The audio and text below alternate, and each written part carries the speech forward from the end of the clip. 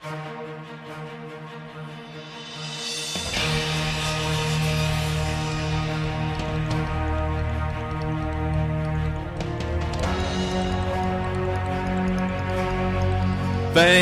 God you made it through the weekend. We are back with a new session of Commanding.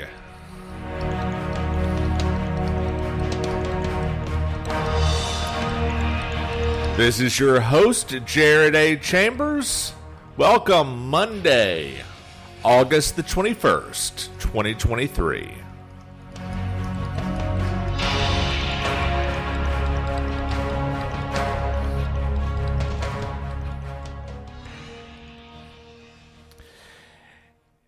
And that is the hardest part of your weekend, is getting through a few days without me. But I'm back. Thanks for joining me.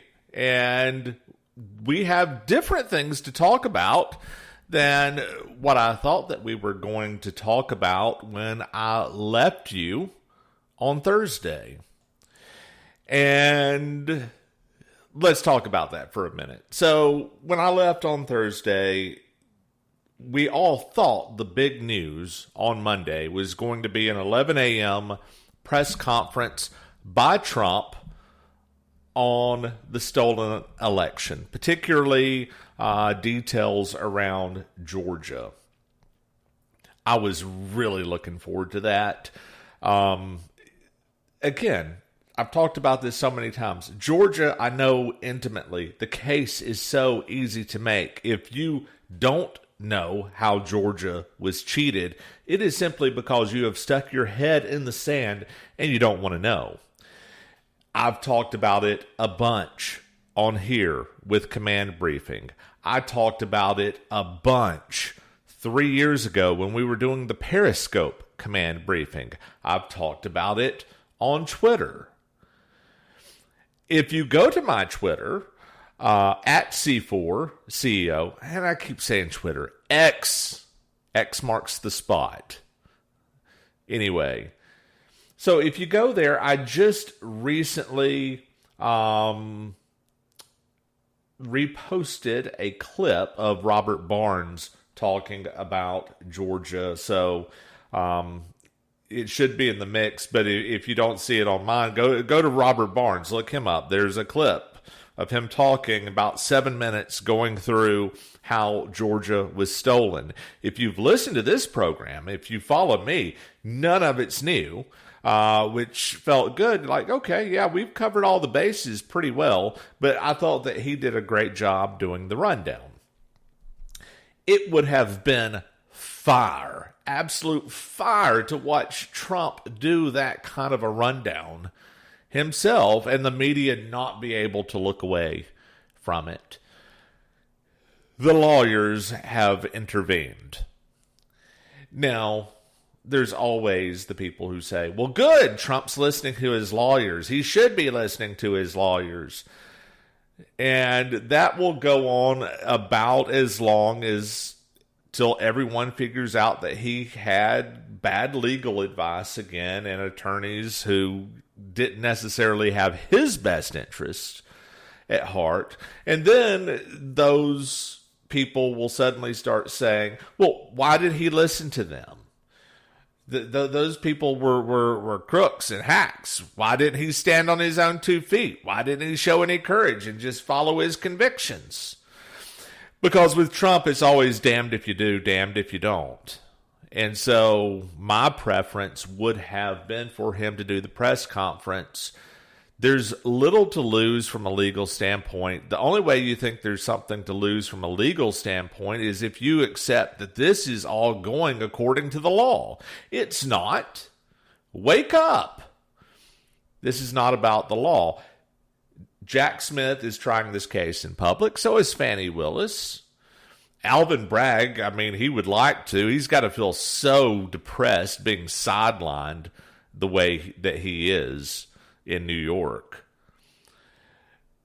But it would have been good to bring this more out into the public forum in a way that can't be ignored, because it can so easily be explained how Georgia was stolen. And if you think for a second that it's legit, that Georgia was legit, and Kemp is legit, and Raffensperger and Gabriel Sterling and former Lieutenant Governor Jeff Duncan, if you think all those guys are legit, here's what we want to see. The ballots you've been promising for nearly 3 years, the ballots that you said that you would audit, that you would reveal, that you would publish, that you would make public. Let us see the signatures. Let us see the addresses. Let's see who voted and who didn't. And you won't show them. Because we know what happened there. So, will we get a press conference like that at some point? Maybe put on by Trump's lawyers instead of Trump himself? I don't know. I get a really uneasy feeling about it because he's always suffered from a legal representation standpoint. I have no way of knowing if these folks are good or if they're just collecting some money and going through the motions. We'll never know until it's too late, unfortunately. What I do know is the more of this that can be tried in public as far as countering a narrative, the better. The good news is people generally seem to know. So we do have a new spate of polls out today. Turns out the Des Moines Register poll for Iowa, Trump has the biggest lead of any candidate, any GOP candidate, since George W. Bush in 2000, who went on to win Iowa in 2000, and the presidency. Will Trump do the same thing? Yeah, it sure looks like it. All the people saying that Iowa is up for grabs and talking about the kingmaker, Steve Deese, or the kingmaker, Bob Vanderplatz. First of all, these aren't kingmakers. And if anything, they have only marginalized themselves more because it's becoming so clear. Again, people have preferences. If people started out with a preference for DeSantis for whatever reason, I'm not knocking that. Understand. When it becomes clear that there was a tit for tat on it, looks crooked as hell. Vanderplatz took in big money from DeSantis, and so Bob Vanderplatz endorses DeSantis. Okay, I don't know. I'd like to think I'm above it, but could somebody give me $95,000 and ask me for an endorsement? I might change my mind. I don't know. I mean, nobody's ever offered me $95,000 to give my endorsement. Steve Deese, God knows what he got. I mean, just another one of really the hack influencer crowd, and none of that shtick has been working particularly well. That is one of the lowlights of the entire campaign, but supposedly Steve Deese, out of all these people, is supposed to really sway the minds of Iowans. I don't see it. What I do see is a lot of dissembling and people trying to do math that proves that Iowa is still somehow up for grabs, which, by simple math, it's not that hard to do. Iowa is a state, unlike some of the national polls that we've seen. Trump sits below 50% in Iowa, gives you a mathematic possibility, though not a probability, that votes could consolidate for another candidate. presumably the guy who's running in second. That would be currently DeSantis. But the thing is, with math, there's a big difference between possibility and probability. And one of the problems that DeSantis has running so far back, and we talked about it last week, he acts like he's competing with Trump, and that's the narrative. By simple math, he's not competing with Trump right now. He is a backbencher back with the rest of the backbenchers, and he has to compete with the JV team before he can go on to varsity. In other words, if you look at this by the simple math, if that's the argument that you're going to make to say that Trump hasn't sewn this up, then Ron DeSantis has a real big problem, because he has people like Tim Scott nipping at his heels in Iowa. Same thing can be said if you look at some of the other early states. Now we look at New Hampshire, new poll today. DeSantis cruising in at 4th place behind Trump, Christie, and Ramaswamy. And now he's in 4th. Things aren't looking great in South Carolina either. Again, in all of these early states where, again, nobody has ever held the kind of lead that Trump has to lose it.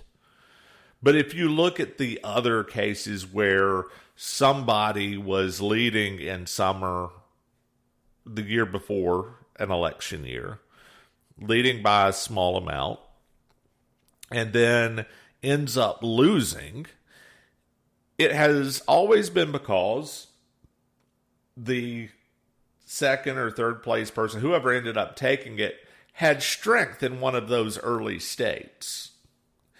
And it's not clear at all for any of the weaknesses of Trump that they might like to exploit in Iowa or New Hampshire, that there's anybody else who brings strength.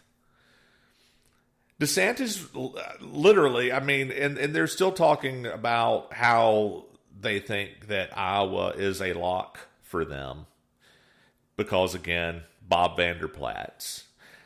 Really, they must think that evangelicals are just I don't know, automatons who just go along with whatever a leader says as if they really were a cult. That doesn't seem to respect the sincere views of evangelicals very much, to think that they're just waiting on a pastor to tell them what to think. But nonetheless, if we look at the real math of this, DeSantis has a Tim Scott problem. He has a Ramaswamy problem. Competing with Trump is a right that he has yet to earn. And that's been the real big problem. So that led, as happens so often recently, a bad weekend for DeSantis turns into my mentions on X.com being absolute garbage of the sock puppets, the trolls, the people who set up accounts sometime in the last year, 18 months, have less than 100 followers, no header photo, very often an Easter egg avatar. In other words, basically just a bare bones, I just showed up to Twitter today account, and they act like they are political prognosticators and that they've had all these deep opinions for so long, and it's DeSantis who has finally inspired them to get on X.com, formerly Twitter, and espouse all of these opinions. They, right now, are cranky. They're like babies with colic. I mean, if you say anything. And I had no idea. I had no idea how big this whole listless vessel thing was going to blow up when I first saw it, because there's so many obituaries that you can write for his campaign at this point that it almost, to me, just seems sequential. Like, yeah, dude stepped in it again. This is turning into dog bites man. Another day, DeSantis says something stupid and thusly ends his campaign. And all of a sudden, the reason that I know that it has gone really badly is here are the sock puppets in my account. And as a professional communicator, as somebody who spent more than 2 decades in sales, marketing, communications, I have a communications degree. Here's how you recognize a comms problem. Here is how you recognize a PR nightmare when it comes to you. It goes like this. You somehow commit a messaging gaffe. And part of your crew is out there saying, nope, didn't happen. That's a lie. That's not what he said at all. That is not what he meant, and you know it. Liar, liar, pants on fire. La, la, la, I can't hear you. That didn't happen. And then you have the other contingent of the crew going out and saying, yeah, you're damn right. What's the problem? Yeah, that's just Ron telling it like it is. Yep. Amen. He nailed it. Oh, you're crying because, he nailed you. He said it, and he should say it some more. That is your PR nightmare in a nutshell. Your team can't decide whether you didn't say it or damn right you said it. And again, to me, it's just one of so many failures. But I can't help but now that it's front and center, I'm going to pick at it just a little bit more. But the first thing we're going to do before we do that, let's take a quick break, and we're going to come back and we're going to talk a little bit more about the vessel that is listing. Stand by.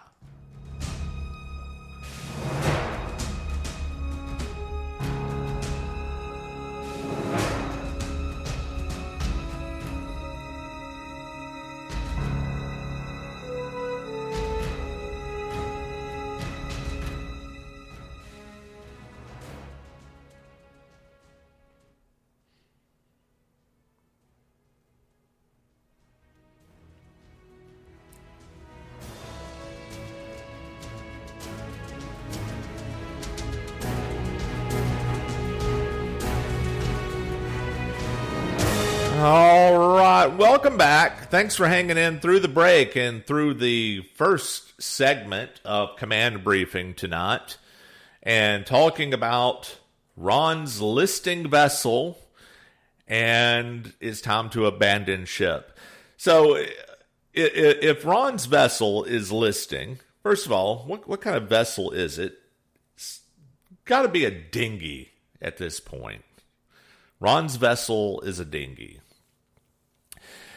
So when this whole listless vessel thing blew up, and I think everyone is somewhat familiar with it by now, but I'm going to be fair about this. Let's go to the quote. The movement has got to be about what you are trying to achieve on behalf of the American people, he said last week. And that's got to be based in principle, because if you're not rooted in principle, if all we are is listless vessels that are just supposed to follow whatever happens to come down the pike on Truth Social every morning, that's not going to be a durable movement. So the people who are steadfast that everything is a lie and Trump supporters are lying about poor Ron again. It seems to be one of those, what the meaning of the word is sort of dissembling and triangulation on the whole thing, which is he didn't point to anyone specifically and call them listless vessels. Okay. It's the implication. If all we are these listless vessels that sit and wait for what comes down the pike on Truth Social every morning, who would he be talking about? I mean, is this some hypothetical? No, he's talking about real people. He's talking about the way he views Trump supporters. The thing that really stood out to me in the beginning of this, it wasn't even that I was insulted. It's that I was confused. Listless vessel.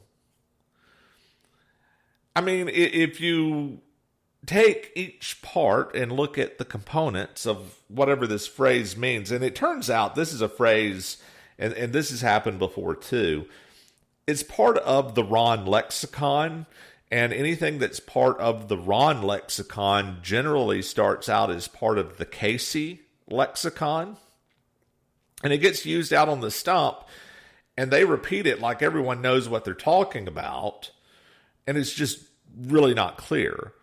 Listless implies someone who is devoid of energy or enthusiasm, which seems to be kind of the opposite of what he's actually accusing. That these people are in a cult of personality. These people should be full of enthusiasm for their man, Trump, that they're following. So are they too enthusiastic for Trump, or are they not enthusiastic? I'm kind of lost. And a vessel just kind of implies a hollowed out core, empty shell, which kind of implies automaton. These people are just waiting to be filled with somebody else's thoughts and knowledge and objectives. Okay. So the vessel thing maybe makes sense if that's what he's accusing Trump supporters of, is basically being automatons waiting for orders from Trump. The listless thing makes no sense whatsoever. Some have talked about it in nautical terms because both vessel and listing are nautical terms, although they don't seem to be put together in a nautical sort of way here. But if they were, and again, part of like the confusion about this from a messaging standpoint is a vessel that is listing is bad. It means it's leaning to one side. It's capsizing. It's taking on water. Listless would seem to imply that the vessel is steady as she goes. Straight up and down. So wouldn't you rather have a listless vessel, if you're navigating, than one that has list? Again, none of it made any sense. And this epitomizes the comms disaster that has just been the whole thing. He speaks off the cuff, and he's frankly not very good at it. He doesn't have a very deep vocabulary. Fine, but you have to be cautious of these off-the-cuff moments when vocabulary is just not something that comes natural to you. And like many people who are just speaking extemporaneously, words that seem to imply meaning in his own head just becomes the phrase that he uses, whether it's exactly correct or not. You know, I always think of Archie Bunker, the old All in the Family TV show, and how he would mangle phrases and words.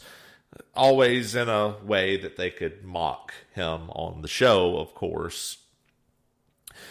But the funny thing is, we've all met people who do that in real life. It sort of sounds like the right word or the right phrase, and it's in their mind close enough at the moment, so they just pull it and use it.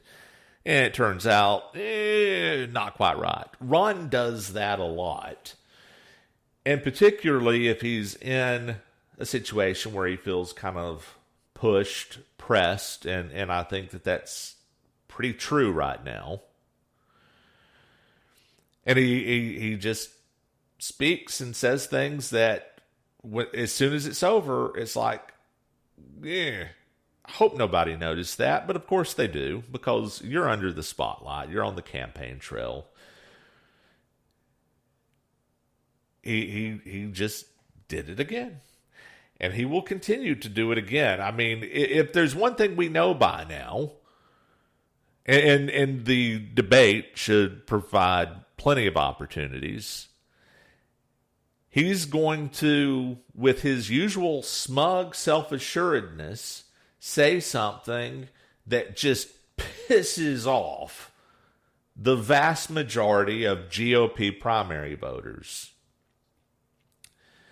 Because now they're on a hair trigger for it too, by the way, when it's been everything from, your lack of having any kind of stance on the Mar-a-Lago raid, your need to push this idea about paying for strippers to keep quiet, all of the ill-timed little jabs that he has made that come across as being knocks on Trump supporters as much or more than knocks on Trump himself, they have killed him, and so he's going to continue to do it. He's stuck in a pattern at this point and shows really no willingness or ability to learn from it. I saw somebody, and I wish I could remember who off the top of my head, but somebody made this point. If you ever wonder why, too, it is easier, and I know this may not seem fair to any of you who might listen to this and you're primarily a DeSantis supporter. You look at Trump knock people, and you think, okay, if my guy knocks back, that's fair, right? Well, first of all, there's always this question of who really threw the first punch. But that's he said, they said, whatever said sort of stuff. The thing that you have to realize is that perception is a thing, and perception is always reality to the person perceiving it. And for 8 years, Trump has been unfairly maligned, and most voters out there in the GOP feel that way. A lot of, I think, Americans in general feel that way. And they think that he didn't get his due, that he didn't get a fair shot, that he was undermined every step of the way, and ultimately cheated in the end. And what these people have gotten for their time and trouble and efforts in supporting Trump is they've lost friendships over it. They've lost jobs over it. Family connections over it. Miserable Thanksgivings over it. All because they hold fairly mainstream points of view that Trump decided to run on back 8 years ago. And they've been maligned and lambasted themselves. And so they feel a deep connection between the maligning that they've experienced and the maligning that Trump has experienced. And so you can think it's unfair or whatever, but yeah, when you hit Trump, his voters are going to take it a certain way. And you just damn well better learn to deal with that. Fair, not fair, doesn't matter. It's reality.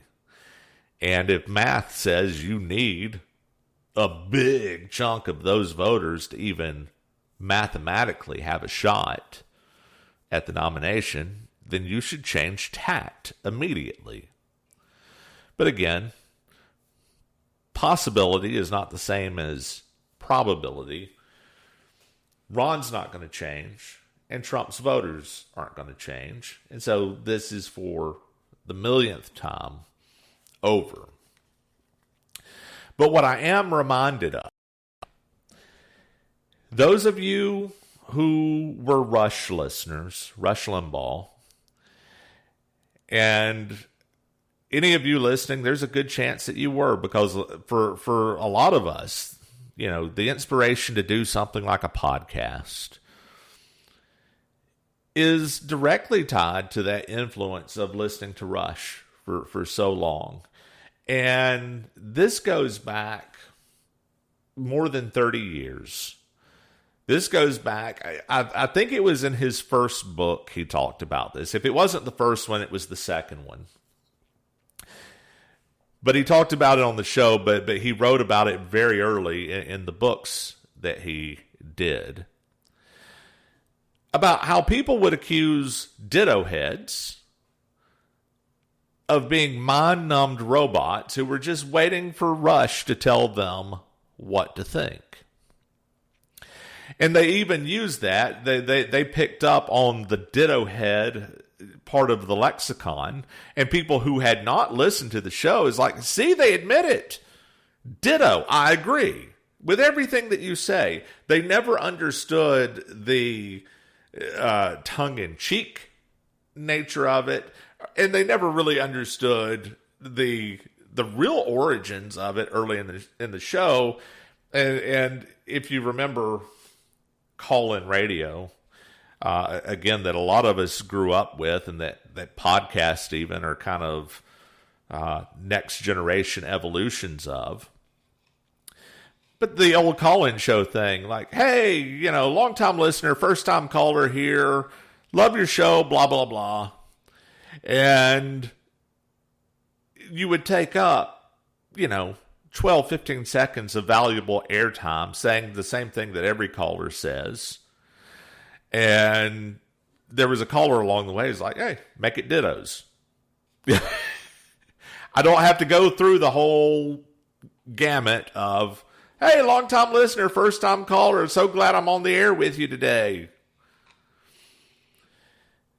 So it was never about agreement, and it was never about being mindless robots, but that's what the mainstream press accused Rush listeners of, and that they were all waiting for Rush to tell them what to think, which amused Rush to no end, because Rush always understood his own popularity. He talked about it, never tried to hide it. He was the guy on the radio for the first time saying what people actually thought out there in America. And it's very much what Trump does in politics. There is no cult of personality who was just so enamored with Trump that they just go along with whatever he says. That was always a myth. Trump talked about the kind of things like immigration, like the crazy trade deals, like the foreign policy, like America getting ripped off by all these foreign countries. He talked about the things that people actually talked about in barbershops and hunt clubs and golf courses across the nation, and that families sat around the table at night at dinner and talked about. Just like Rush did once upon a time. And it's one thing to see the left screw that up so poorly. But Ron, you had no excuse because the example was out there. Time to abandon ship, Ron. You screwed that one up big. And we're going to be back in just a moment. Stay tuned.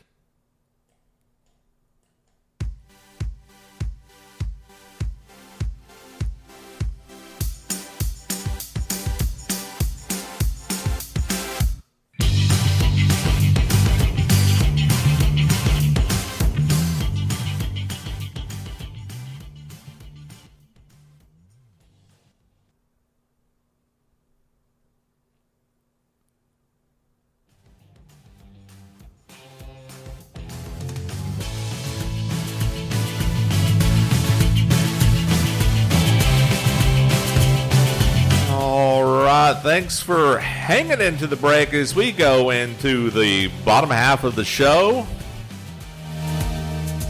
And bottom half of the hour for those of you listening live here Monday night. Thank you for being with us. So the other thing that really has to be talked about outside of 2024 politics and all of the news that's still the same on that is the disaster, and this is very sad stuff. The disaster in Maui, Hawaii, the fires, and the immense toll of human life there in Maui from that. And in terms of the immense toll, some of you may be familiar with, numbers scaling in the 100 range in terms of a death toll. And because of that, you may have heard that reported somewhere, and that may be what's sticking in your mind as far as the death toll of the fires on Maui. And the truth is that the actual death toll is orders of magnitude greater than that. Now, if this were Hurricane Katrina and you had a Republican president and a Republican Congress, you would know that. If this were Hurricane Maria hitting Puerto Rico and Trump was in the White House, you would know that. There would probably be a ticker down in the corner of your screen in every news broadcast with the death toll of the Maui fires. If only these creeps could find somebody other than themselves to blame it on.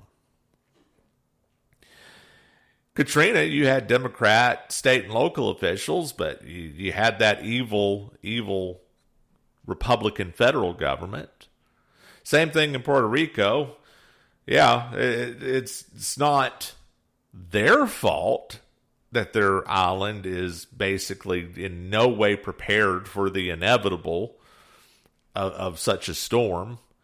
Nope, that's Trump's fault. Why? Because he's here and he's Trump and we hate him. Maui, you can't do that. You got Joe in the White House.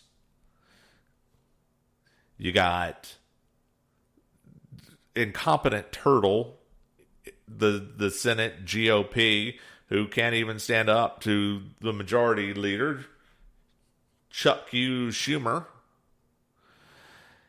You've got all Democrat feds.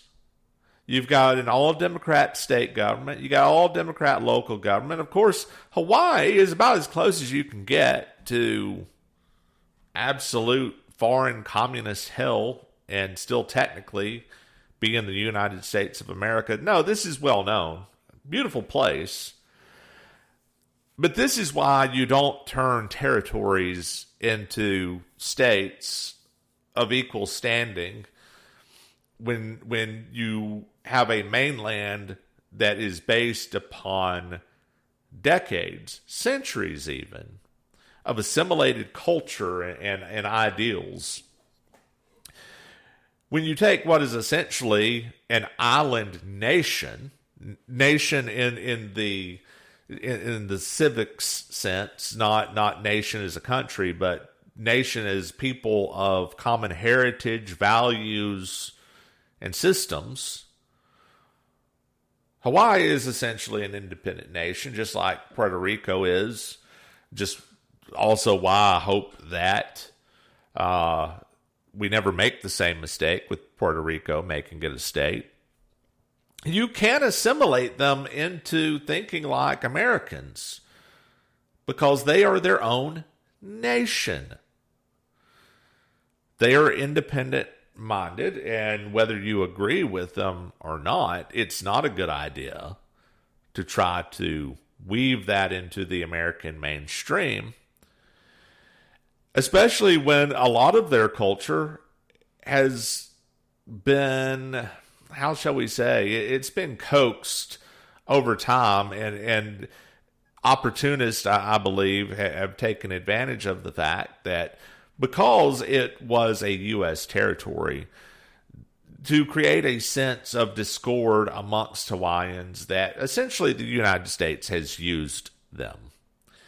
That they should look to the United States for freebies and handouts and some recompense for what they have been to the United States of America as a territory at first. So they don't teach American history in Hawaii. They teach Hawaiian history in Hawaii. And any semblance of America that they get is through a politicized lens that we're the bad guy. And so in Hawaii, they definitely have uniparty rule in the really true sense of is there even any statewide elected Republican in Hawaii? I don't know that there is of any sort, even representing any particular district in like their state legislature. I mean, it's a good question. I mean, I don't know, but I know that if they are, they're definitely in a clear minority there. And so these people have no one to blame, and the news has no one to blame. And so we're still talking like there's about 100 people dead in Maui. But we know from who's missing, we can start to piece together a number that starts to look like 1,000, 1,300, who knows, maybe 1,500. But no one's going to tell you the exact number, the truth. They're going to triangulate, dissemble like, oh, we don't know. We just don't know. You know, we got to figure out who's missing. They know who's missing. Here would be my place to start. You know, if I'm the governor of Hawaii or I'm a official in Hawaii trying to figure out who's missing. You know the first place I would go to? I would go to the damned missing persons reports. Yeah, I think that would be a good way to get some baseline numbers on who's turned up missing. And don't let anyone tell you that they don't have that number, because they do. And they are scared to death because they know that number. They know well that we're looking at one of the greatest natural disasters in American history. Maybe one of the biggest natural disasters, top 3 this century so far, nearly a quarter of the way in. This is not some local wildfire situation that you listen to on the news and think, oh, that's bad, but that's kind of a local story, right?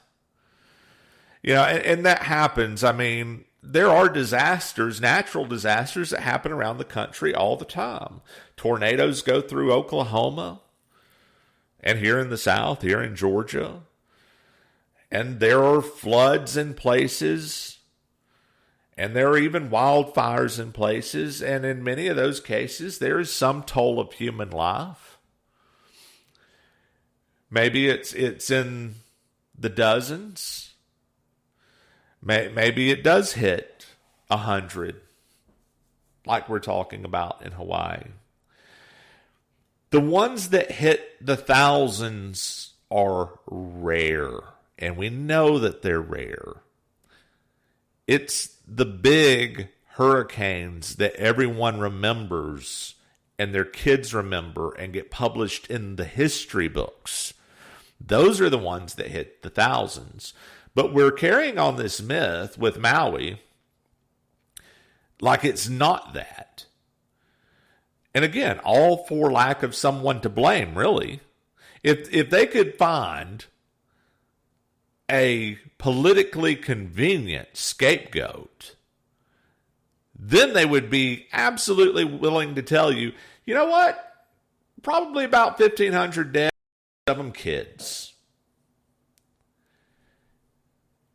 And then they would tell you who to blame, and you would take out the torches and pitchforks. Americans are pretty reliable about that, no matter how many times they've been had, of going after the boogeyman. And two, this includes people who say, I don't trust the mainstream media. I don't listen to the mainstream media. It is crazy.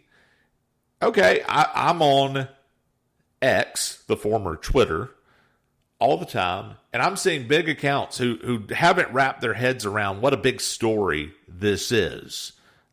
And when they start seeing these numbers of missing, they're like, wow, I had no idea. It's because, even though nobody admits it, because everyone's a hypocrite and a liar, the mainstream media does influence the news cycle. They are getting their points of view from it, and it is controlling what they think and what they talk about. Why? Ideological reasons and an intellectual safety net. And what do I mean by intellectual safety net? Because as long as you're talking about what the New York Times reports and what happens on cable news and nightly evening broadcast news, you can have your own opinion of it, but you're still part of the mainstream discussion. As soon as you start connecting dots and talking about things that aren't even in the news, not being reported, that's when you get labeled fringe. And so nobody has been willing to connect the dots that it's a freaking island. If there are bunches of people missing, they didn't go for a walk. They didn't go for a drive. They are either burned up and buried in ash and rubble, or they made the choice I can't even imagine having to make of, do I swim out into this ocean tide, not even really being able to swim in the ocean tide, or do I burn up? And some people, God help us all, probably made a choice between burning and drowning. Doubtless that happened. But we can't connect the dots and talk about it because, for God's sake, the New York Times isn't reporting it, and CNN's not talking about it, and CNN, CBS, NBC, ABC, even Fox, not really giving this story its due. Again, destined to be a historic level natural disaster that is going to be talked about by your children and grandchildren. You know, people still talk about Hurricane Camille in Texas, 1969, more than 50 years ago. People still talk about that. You know, people still talk about the 1906 earthquake. Yeah, this is going to be remembered, and it's just simply not being covered because it's so politically inconvenient. And that makes me absolutely sick. So people, first of all, when you see folks, larger accounts on Twitter talking about this, talk about the numbers. Make them talk about the numbers. Make people realize this isn't just 100 people or so dead in a local regional news story event. Make them understand This is over 1,000 people who have perished, likely many of them children, because Hawaii was simply unprepared for an event of that scope and nature, that they didn't put the sirens out, that they could have foreseen the danger of the fire, but they didn't do anything about it. No controlled burns, no protection put in place, no plans put in place. Nope, they just waited for it to happen, and it did. And when it did, they couldn't even get an alarm out to everybody. Unconscionable. Remember it, and make other people remember it too. One last break for the hour, and we're going to be right back. Stay tuned, folks.